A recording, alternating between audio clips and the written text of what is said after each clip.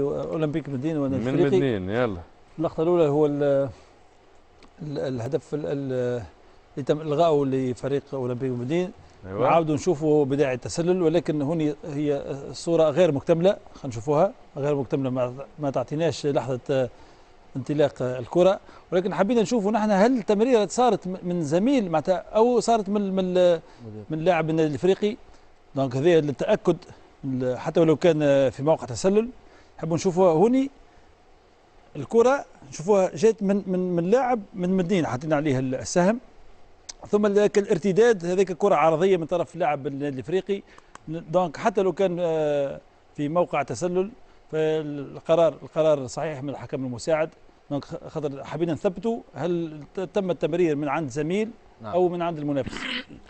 اللقطة الثانية في الدقيقة 62 الإعلان عن ضربة جزاء. أولا لازم نتأكد هل هناك حالة تسلل. لحظة انطلاق الكرة يكاد يكون المهاجم متساوي مع آخر ثاني مدافع.